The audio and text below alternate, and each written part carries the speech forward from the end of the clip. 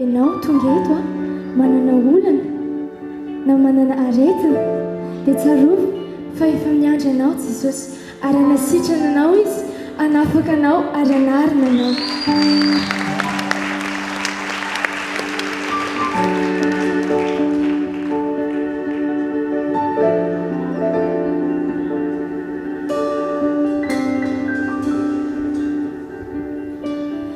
Isaky ny miaona aminao ka matsiaro ny taloha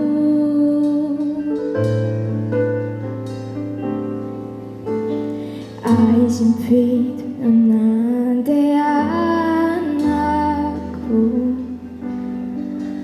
nanalavitra anao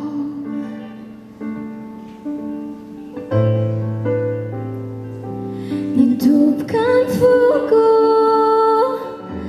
ka natsiaro rezy efa hotako sy nyatesoko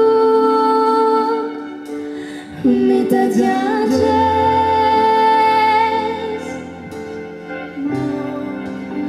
fanahin'ny dia Natsanganao Elia managana Jesus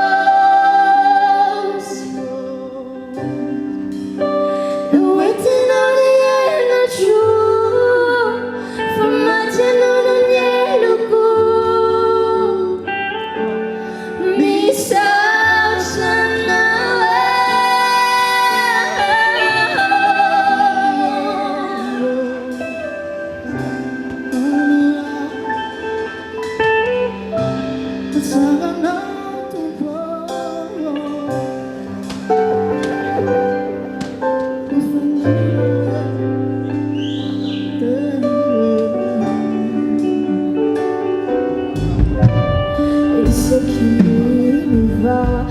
coming now,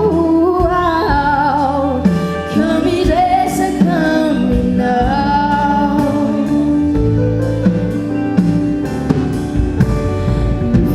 Now, mabahera, uwe asamana, fazana jana.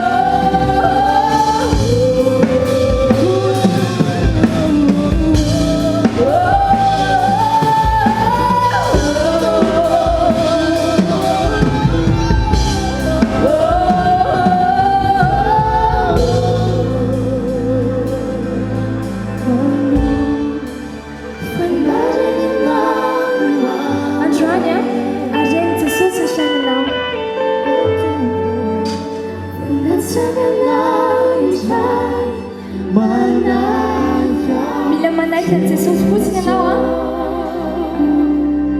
fa efa miandry ambaravarany fonao izy.